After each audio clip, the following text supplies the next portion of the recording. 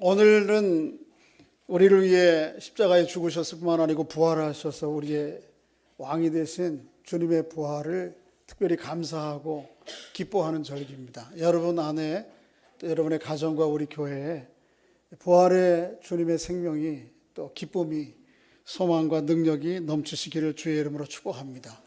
한번 따라해 보겠습니다. 예수 그리스도의 부활은 세상의 모든 희망의 근원입니다. 그렇게 믿으십니까? 네, 그렇습니다. 예수 그리스도의 부활은 세상의 모든 희망의 근원이십니다.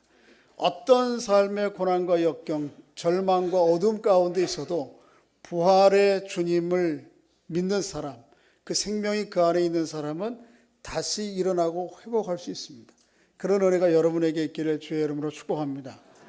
이 예수 그리스도의 부활이 세상의 모든 희망과 소망의 생명의 근원임에도 불구하고 세상은 그 예수 그리스도를 영접하고 받아들이지 않습니다. 안타까운 일이죠.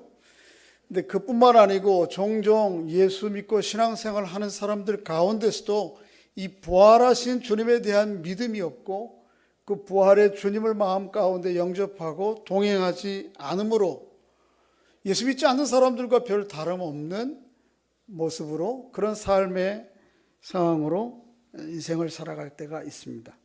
오늘 본문에 나오는 예수님, 부활하신 주님을 만나기 전에 제자들의 모습이 그랬습니다.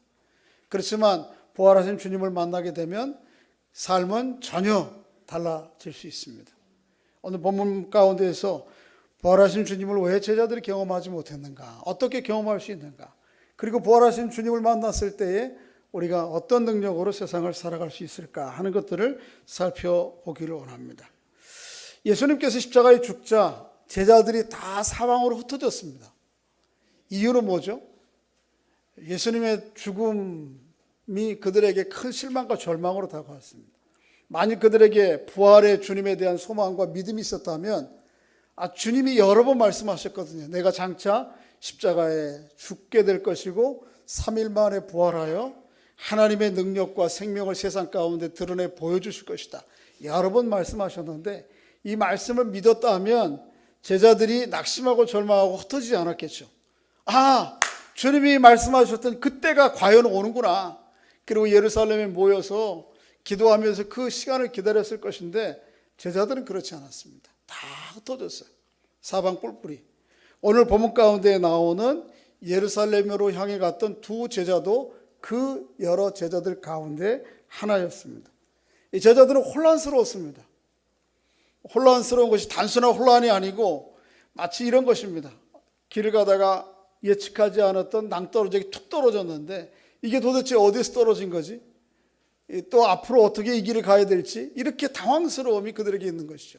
그들이 3년 동안 예수님을 따라 함께 생활하면서 예수님의 가르침과 또 예수님께서 가르침만 아니고 여러 가지 일들을 통해서 능력과 기적을 베풀어 주시고 하나님이 보내신 자라고 하는 것을 믿어왔는데 십자가에 돌아가 버리셨단 말이죠. 그러니까 이게 너무 혼란스러운 것이죠. 일치가 안 되는 것입니다. 그래서 낙심한 마음을 가지고 고향으로 돌아가고 있는 것입니다. 오늘 본문에 나오는 두 제자는 아마도 고향이 엠마오였을 것 같아요. 엠마오는 예루살렘으로부터 약 25里서쪽으로 가면 가는 동네입니다. 그것을 향해서 터벅터벅 오늘 본문 가운데도 여러 가지 회의와 의심 또 낙심과 실망의 마음을 가지고 가고 있는 것입니다. 그들이 어떤 마음이었을지 오늘 본문을 딱 한 절로 묘사를 해주고 있는데 한번 읽어볼까요? 17절입니다. 17절 시작. 예수께서 이르시되 너희가 길 가면서 서로 주고 받고 하는 이야기가 무엇이냐 하시니 두 사람이 슬픈 빛을 띠고 머물러 섰더라. 그들의 얼굴이 뭐예요? 슬픈 빛을 띠고 그들이 어떤 상태에 있었는지를 딱 그들의 얼굴에서 한눈에 알아볼 수 있는 거죠. 슬픈 빛을 띠고 맥없이 길을 가고 있는 것입니다. 그들이 그렇게 슬픈 빛을 띈 이유는 그들 안에 부활의 약속에 대한 확신이 없고 부활하신 주님에 대한 확신이 없어서 낙심과 절망 가운데 가는 것입니다. 그러니까 우리가 여러분과 제가 예수 믿고 신앙생활을 해도 이 부활의 주님에 대한 확신이 없으면 우리에게도 동일한 현상이 일어날 수 있습니다. 한번 좀 옆에 사람 얼굴 좀 봐요. 슬픈 얼굴인가 아니면 기쁜 얼굴인가. 또 억지로 막 기쁜 얼굴 이렇게 하지 마시고. 어때요 좀? 슬픈 얼굴이에요? 기쁜 얼굴이에요? 그 안에 좀 예수의 부활의 생명이 있는 것 같아요? 할렐루야. 근데 이 부활의 생명이 없으면 우리 삶에 오는 여러 가지 삶의 역경과 어려움, 낙심 상황 가운데에서 슬픈 얼굴로 인생길을 걸어갈 수밖에 없습니다. 그런 제자들에게 예수님께서 찾아오시죠. 그리고 그들에게 자신을 드러내 주십니다. 어떤 주님이? 부활하신 주님의 모습으로 그들에게 보여줘요. 드러내 보여주세요. 이 부활하신 주님을 제자들이 만나고 난 다음에 그들의 삶은 180도로 바뀝니다. 슬픈 얼굴이 아니겠죠. 어떤 얼굴일지 나중에 좀 살펴보기를 원합니다. 왜 제자들이 예수님을 못 믿었을까요? 참 이상해요. 그렇죠? 3년 동안 예수님을 따라갔는데 예수님을 그렇게 부활하신 주님으로 보지 못했어요. 이유는 여러 가지가 있는데 주님께서 그들에게 여러 말씀하셨지만 그들이 마음의 눈을 열어서 믿지 못한 것입니다. 여러분, 믿지 못하는 것은요, 보지 못하는 것은 단지 이 육신의 시각이 없어서 보지 못하는 게 아닙니다. 물리적인 현상들은 눈에 보고 안 보는 것이 시각의 문제일 수 있지만 인생에 대한 확신과 소망은 이 육신의 눈으로 인지하고 믿을 수 있는 것이 아니거든요. 이 마음의 눈과 믿음의 문제거든요. 그러니까 보지 못하는 것은 제자들이 걸어가면서 그들 가운데 주님께서 동행해 오셔서 함께 걸어가고 있지만 그들이 누구인지를 보지 못하는 것은 그들의 눈이 안 열려서가 아니죠. 마음의 시각이 없어서 안 보이는 것입니다. 우리도 역시 마찬가지예요. 우리의 마음의 눈이 열려지지 않으면 우리와 함께 걸어가시는 주님을 알 수가 없습니다. 믿음이 없으면 안 보이는 것입니다. 시각이 약해서 못 보는 게 아니고 믿음이 앞서서 못 보는 거예요. 그런데 그들에게 주님께서 찾아오셔서 보여주시죠. 문제는 이 제자들의 예수님에 대한 인식과 믿음에 있었어요. 그래서 주님이 안 보이시는 겁니다. 예수님이 제자들에게는 어떻게 보였는지 오늘 본문 가운데 두 곳에서 우리에게 보여주고 있는데 19절과 21절입니다. 한번 읽어보겠습니다. 19절 시작. 이르시되 무슨 일이냐? 이르되 나사렛 예수의 일이니 그는 하나님과 모든 백성 앞에서 말과 일에 능하신 선지자이거든. 제자들은 예수님을 어떻게 인식했어요? 예수님께서 나사렛 예수가 하나님과 모든 백성 앞에서 말과 일에 능하신 뭐라고요? 선지자다. 그 일은 맞단 말이에요. 저를 보세요. 예수님께서 하나님과 모든 백성 앞에 말과 일에 능하신 선지자라고 하는 사실이 맞아요, 틀려요? 대답은 하세요. 맞습니까, 틀립니까? 맞습니다. 예. 우리 성도님께서 대표로 크게 말씀해 주십니다. 맞지만 부족합니다. 매우 부족합니다. 결정적으로 부족합니다. 예수님은 말이나 일에 능하신 선지자 정도가 아니에요. 예를 들면 말이나 일에 능하신 수준의 사람, 예수님과 같은 수준의 사람을 찾으라면 세상에 예수님 이외에도 더 찾을 수 있습니다. 제가 대학에 가서 철학을 공부했는데 철학 시간에 선생님이 이 책을 꼭 읽어보라. 기독교 대학이니까 철학 시간이니까 아마 그러는가 봐요. 칼 야스퍼스라고 하는 사람이 쓴 철학책을 하나 읽었습니다. 그것은 뭐냐 하면 소크라테스, 제목이요, 공자, 석가, 예수, 마호메트라고 하는 책이에요. 책 제목이 길어요. 소크라테스, 공자, 석가, 예수, 그리고 마호메트. 만일 이 철학에서는 사람들이 그렇게 예수님을 취급할 수가 없겠죠. 그 위치에 놓을 수밖에 없을 거예요. 그런데 만일 오늘 본문에 제자들이 고백하는 것처럼 말이나 일에 능하신 선지자라면 이분들도 다 들어갈 겁니다. 어떤 측면에서 이 소개한 소크라테스, 공자, 또는 부타, 석가모니, 모하메트가 그들의 인격과 성품 면에 있어서, 가르침 면에 있어서는 예수님과 거의 비슷한 수준의 가르침과 덕을 가지고 계실 수도 있습니다. 그런 부류의 성인들, 현인들, 철인들을 찾으려면 언급한 5분 이외에도 다른 분들도 찾을 수 있습니다. 그러니까 제자들이 오늘 본문 가운데 예수님을 인식할 때에 말에나 일에 능한 선지자 가운데 하나로 인식했다면, 우리가 예수님을 그런 수준의 분으로 본다면 아주 예수님의 원래에 도달할 수 있는 인식에 많이 못 미치는 거예요. 결정적으로 못 미치는 것입니다. 예수님과 앞에서 칼리아스파스가 언급한 다른 네 분과 근본적으로 다른 결정적으로 다른 한 가지가 하나 있습니다. 그게 뭐죠? 예수님의 부활입니다. 부활. 또 뿐만 아니고 이 5분의 가르침과 인품에 근거해서 만들어진 종교와 철학이 있습니다. 많은 그 종교와 철학과 기독교가 근본적으로 다른, 결정적으로 다른 한 가지가 있습니다. 그게 뭐죠? 부활입니다. 이 부활의 생명과 역사와 은혜와 능력이 있느냐 없느냐가 기독교와 다른 종교를 가르는 갈림길입니다. 이거 이외에는 제가 볼 때에는, 물론 다른 경전도 충분히 연구를 안 해봤습니다만은, 성경이 말하는 기독교와 예를 들어서 공자의 가르침이나 소크라테스의 가르침이나 아니면 석가모니의 가르침의 내용들, 예를 들어서 사람은 선하게 살아야 된다, 삶의 기회들을 긍정해야 된다, 다른 주변의 사람들과 함께 화합하며 살아야 된다, 이런 착한 일을 해야 좋은 삶의 결과를 얻는다, 이런 유의 착한 사람, 선인론은 어느 종교에나 다 있어요. 기독교에만 있는 거 아니에요. 그러니까 우리가 말에나 일에 능한 선지자 정도로 예수님을 바라본다면 예수님을 제대로 본 것이 아니에요. 그런 사람들에게는 여전히 삶이 오는 역경과 불안이 있을 때에 그 앞에 낙심하고 절망하고 무릎 꿇게 되어 있는 거죠.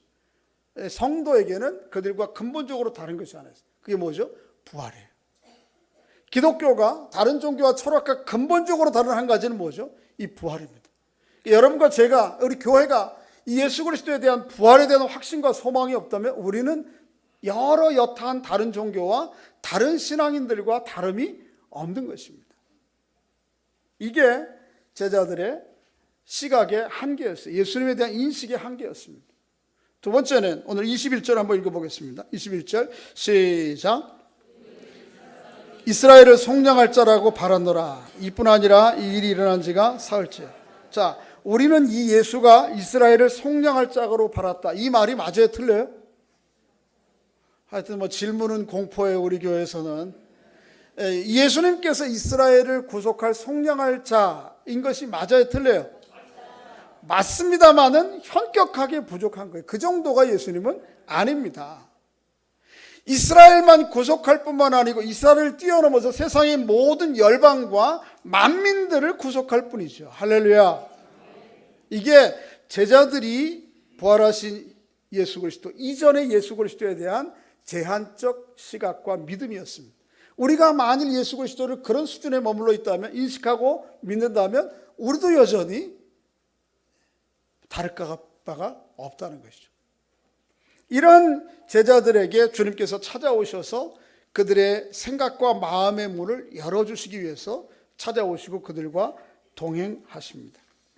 이 아침에도 여러분과 저에게도 다시 찾아오셔서 우리의 마음의 눈을 열어주시고 또 마음의 생각을 열어주셔서 그저 일에나 또 말에 능하신 선지자, 이스라엘을 구속할, 내 당면의 문제만 해결할 그런 예수 그리스도가 아닌 온 세상 만물을 구속하시고 또 회복하시는 부활하신 주님으로 만나지는 역사가 있기를 주의 이름으로 소원합니다. 어떻게 그 주님이 예수님께서 부활의 주님으로 제자들에게 보여주었는가? 오늘 우리가 부활하신 주님을 경험하는 방법이고 수단이고 통로일 수 있습니다. 자, 저를 보세요. 부활하신 주님을 어떻게 우리가 경험해요? 어떻게 알아요? 아주 특별한 방법으로 아는 것도 있어요. 예를 들면 이런 것이에요. 사도 바울이 예수 믿는 사람들을 잡아 죽이려고 다메섹으로 올라가서 가고 있는 길에 그 다메섹 도상에서 주님을 부활하신 주님을 만나죠. 어떻게 만나죠? 갑자기 해가 오고 있는데 해가 너무 밝아. 근데 저게 햇빛이 아니야. 이상한 빛이 나타나서 도저히 눈을 뜰 수가 없어요. 그리고 자기의 귀에 하나님의 음성이 들려요. 사울아 사울아 내가 왜 나를 핍박하느냐. 나는 내가 핍박하는 예수니라. 이런 음성이 들려요. 주변 사람들은 그 현상을 못 봐요. 그리고 그 소리를 듣지 못해요. 그렇지만은 자기는 도저히 그 영광스럽게 나타나신 부활의 주님 때문에 눈을 뜰 수가 없고 그 들려지는 소리 때문에 다른 소리에 귀걸일 수가 없어요. 그래서 그 앞에 어떻게 하죠? 무릎을 꿇고 주변 사람들이 볼 때는 그랬을 거예요. 이 사람 미쳤나? 에? 갑자기 왜 무릎을 꿇고 주님 살려주십시오. 잘못됐습니다. 이제 주의 길을 가겠습니다. 하나님 앞에 회심하고 기도하고 그렇겠지만 그에게 특별하게 보여줬죠. 여러분과 저에게도 좀 하나님께서 그런 은혜를 주시면 좋을 것 같아요. 할렐루야. 근데 이제 그런 경우는 성경에 볼 때에 아주 특별한 경우에 하나님께서 그렇게 하세요. 그리고 보통 우리가 일반적으로 부활하신 주님을 경험하는 방식은 오히려 오늘 본문에 나오는 방식과 수단, 통로가 더 가깝습니다. 어떻게 부활하신 주님을 경험하는가? 오늘 본문 30절부터 32절 사이에 보여지고 있습니다. 한번 읽어보겠습니다. 30절 시작.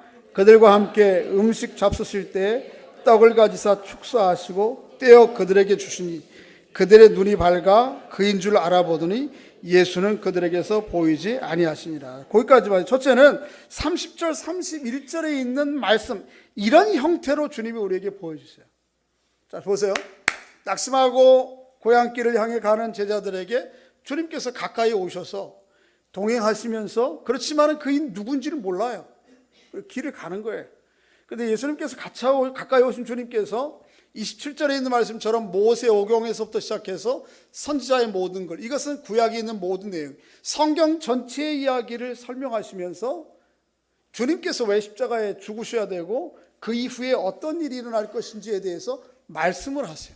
말씀. 그렇게 말씀을 들은 사람들이 마음이 뜨거워졌어요. 뭔가 우리가 혼란스러운 이것들이 뭔가 좀 제자리를 찾아가는 것 같네. 뭐가 불안하고 못 믿어졌던 이것들이 뭔가 좀 더 믿어지네. 그래서 예수님을 강청해서 자기들 고향으로 데려가요. 주님 그냥 가시지 마시고 우리와 함께 하시던 말씀을 계속 말씀해 주십시오. 그리고 이게 어느 제자의 집인지는 모르겠어요. 집에 초대를 하셔서 계속해서 이야기를, 하나님의 말씀을 듣습니다. 여러분, 손님을 초대할 때에 저희 집에 여러분들을 초대했으면 이 식탁의 주인은 접니까? 여러분입니까? 이게 누구의 식탁이에요? 제가 여러분 거예요? 아니에요. 제가 초대했으니까 저희 집이거든요. 제가 주인이거든요. 여러분은 뭐고요? 손님이고. 그러면 제자들이 주님을 강권해서 저희 집에 가십시다 해서 음식을 차려놨으면 이 집의 주인은 제자들이에요? 주님이에요?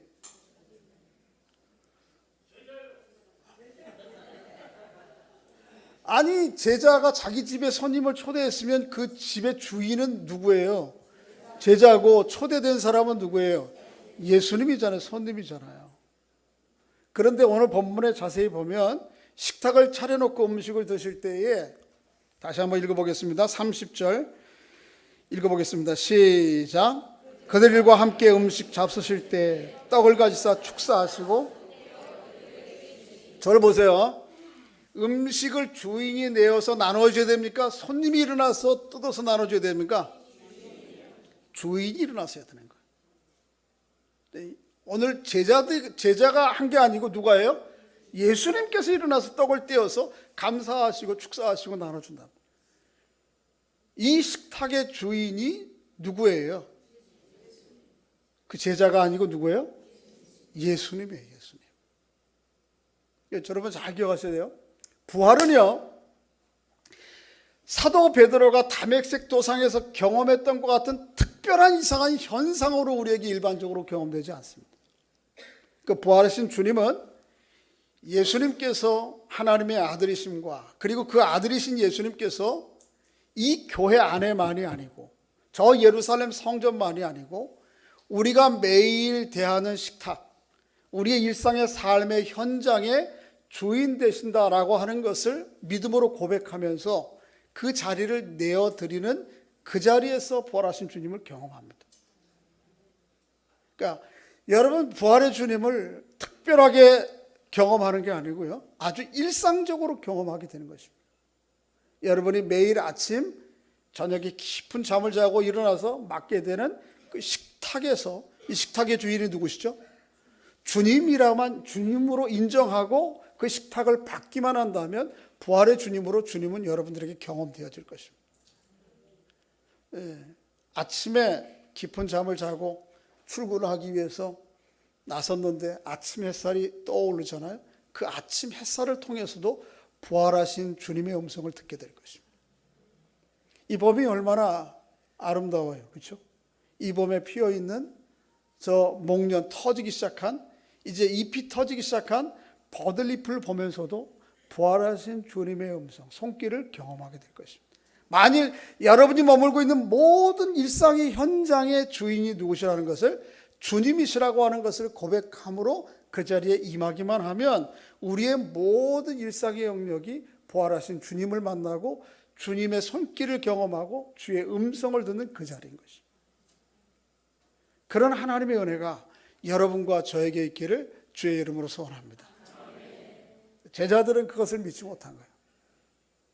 부활에 대한 주님의 약속이 여러 번 있었고요, 오늘 본문 가운데도 보면 부활의 현상들이 여러 가지 나타났던 고백들이 곳곳에서 있었습니다.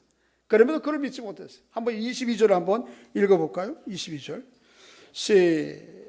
23절입니다. 시작. 또한 우리 중에 어떤 여자들이 우리로 놀라게 하였으니 이는 그들이 새벽에 무덤에 갔다가 그의 시체는 보지 못하고 와서 그가 살아나셨다는 천사들의 나타나심을 보았다 함이라. 한 절 더 있습니다. 또 우리와 함께한 자 중에 두어 사람이 무덤에 가 과연 여자들이 말한 바와 같음을 보았으나 예수는 보지 못하였느니라 하고, 여러 주님의 부활의 징조들이 고백되어지고 증상들이 드러났음에도 불구하고 제자들은 믿지 못하는 거예요. 안 보이는 거예요. 그런데 일상의 모든 삶의 주권이 하나님의 약속과 말씀대로 진행되고 이루어진다라고 하는 믿음과 고백을 가진 사람들은 모든 곳에서 부활의 주님을 만나는 것이죠. 여러분이 매일 아침 만나는 그 식탁이 부활의 주님을 경험하고 그 주님과 함께 식탁을 나눌 때 우리의 마음의 눈이 열려져서 그가 누구인지를 보게 되는 은혜가 있기를 주의 이름으로 소원합니다.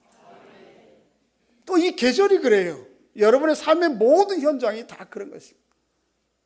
두 번째, 주님은 우리에게 어떤 모습으로, 어떤 통로를 통해서 나타나시는가 하면 하나님의 말씀을 통해서 우리에 나타나세요. 아까 30절까지 읽었는데 32절 읽어보겠습니다. 32절 시작. 그들이 서로 말하되 길에서 우리에게 말씀하시고, 자 보세요. 슬픈 빛, 낙심하고 절망 가운데 갔던 그들의 마음이 뜨거워진 결정적인 전환점이 뭐죠? 예수 그리스도께서 말씀해 주시는 말씀을 들을 때, 그 말씀의 의미가 모세오경부터 시작해서 선지자에 이르는 그 모든 하나님의 말씀 가운데에서 말씀하시고자 하는 뜻이 무엇인지를 풀어 설명할 때 우리의 마음이 뜨거워지는 거예요. 여러분과 저에게도 그런 은혜가 있기를 바랍니다. 부활하신 주님 말씀을 통해서 경험해요. 자꾸 이상한 현상을 통해서 경험하려고 하지 마시고 말씀을 통해서 일반적으로 우리에게 오세요. 그래서 그 말씀에 드러난 주님의 약속이 무엇인가가 우리의 마음에 감동으로 주어질 때에, 그리고 그 말씀의 의도와 생각들이 무엇인지 우리에게 드러날 때에 그때 부활하신 주님을 경험하는 거예요. 특히 이 말씀이 여러 훌륭한 귀한 말씀이 있지만 이 말씀의 전체, 이 큰 구도와 마치 아브라함 헬셀이 얘기한 대로 파도 끝이 없는 진리의 광맥인 것 같은 이 말씀을 조금 더 깊이, 조금 더 그 말씀의 굵은 뿌리들을 붙잡고 씨름하고 말씀을 읽고 묵상하는 가운데 이 주님을 경험하는 것입니다. 이 부분적으로, 그죠? 뭐 재미난 얘기 그런 거 있잖아요. 오늘 무슨 말씀으로 살아갈까? 뭐 사람들이 그래 성경을 해가지고 눈 딱 감고 이렇게 뭐 이렇게 하니까 뭐예요? 돌로 쳐 죽이니라 뭐 이런 거 나와. 이렇게 하면 안 되죠. 이게 말씀이 안 해요. 성경 전체 말씀 가운데에서 하나님이 나와 세상 향하는 하나님의 의도와 구도가 무엇인지가 그 구도가 보이고 그 깊이를 파내려갈 때 그 말씀 가운데 부활하신 주님을 경험하고 그 확신과 소망과 용기와 능력으로 살아가게 되는 거죠. 여러분과 저에게도 그런 은혜가 있기를 바랍니다. 말씀 읽을 때 우리의 마음이 뜨거워지는 은혜가 있기를 바랍니다. 또 여러분 목장 모임에서 말씀을 좀 나눌 때 마음이 뜨거워지는 은혜가 있기를 바랍니다. 이 설교 말씀 들을 때 여러분 마음이 좀 뜨거워지기를 바랍니다. 이것이 정말 우리의 부활의 주님을 경험하고 이 능력과 이 확신 가운데 살아가는 것이 이 마음이 그저 마음이 찡하면 은혜 받은 거 그거라고 생각하지 마세요. 마음이 찡한 거는 요새 텔레비가 얼마나 잘하는지 몰라. 하여튼 찡해 눈물이. 저도 텔레비 보면서 요즘 어르신들이 그러다고 텔레비 보고 우는 횟수가 잦으면 잦을수록 나이가 들어가는 거라고. 하나님의 말씀 들을 때 마음 뜨거워져야 됩니다. 그 견고한 하나님의 말씀의 진리가 내 더 견고한 토대로 느껴지고, 아 그래 내가 이 말씀의 토대 위에 서면 되겠구나 라고 하는 확신이 결국 우리를 든든히 붙잡고 가는 것이죠. 제자들이 주님을 경험했던 것이 바로 그 말씀이었어요. 오늘 뒤에 순서가 좀 많아서 일찍 마쳐야 되겠습니다. 부활하신 주님을 경험하지 못하면, 그 주님을 계속적으로 만나지 못하면 우리도 여전히 우리의 인생길을 슬픈 빛으로 걸어가게 됩니다. 부활하신 주님 2000년 전에 부활하셨다, 이것을 개념적으로 성경 속에서 만나고 끝이면 여전히 우리 얼굴빛도 달라질 게 없습니다.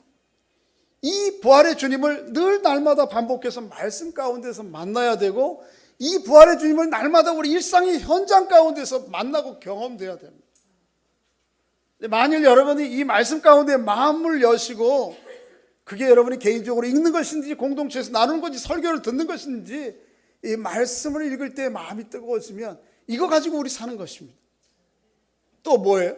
우리 일상적인 삶의 영역 가운데 이 삶의 주인이 주님이신 줄을 고백하고 그 식탁을 대하고, 우리의 관계의 주인이 주님이신 줄로 고백하고 우리 관계를 이어가는 가운데 그 식탁과 우리의 관계 속에서, 아니면 아무것도 하잘 것 없는, 별것 하잘 것 없는 이 만물의 범의 깨어남 속에서도, 적고 속에서도 부활하신 주님을 경험하는, 이 계절의 변화 속에서 주님을 경험하는 것입니다. 제가 좋아하는 찬양 가운데 바람 속에서 주님을 만났네, 사랑의 주님을. 바람 속에서 주님을 만나는 것이죠.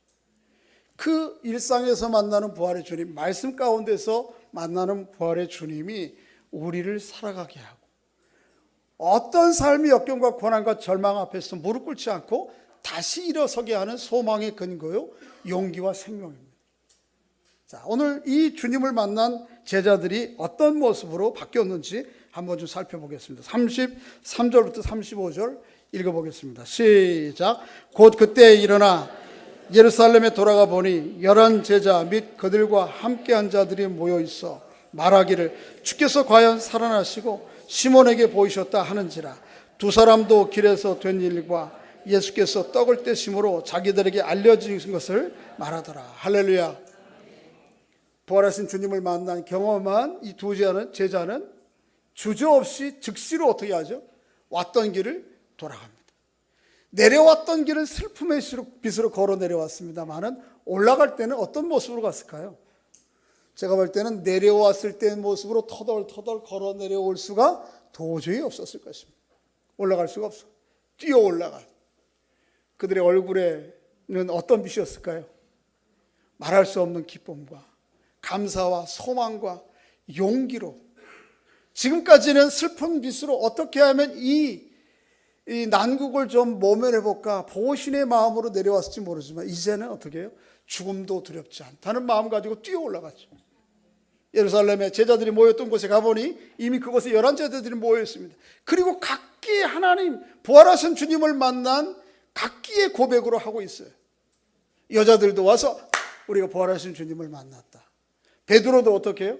부활하신 주님을 나도 만났다 얘기를 하고, 그 처음에 한 사람이 시작된 과연 주께서 살아나셨다라고 하는 고백이 모이는 사람들에 따라서 숫자가 늘어날수록 점점 큰 코러스가 되는 거죠. 그리고 그들이 다 같이 고백하기 시작합니다. 만나는 주님을 경험한, 부활의 주님을 만난 통로와 방식은 조금씩 다 다를 수 있지만, 그러나 그들의 고백은 다 한결같은 것이었습니다. 그게 몇 절이었죠? 34절입니다. 한번 읽어보겠습니다. 다시 한번 시작. 말하기를 주께서 과연 살아나시고 시몬에게 보이셨던. 한번 따라해 보겠습니다. 과연 주께서 살아나셨습니다. 모이는 사람마다 그 고백을 하는 거예요.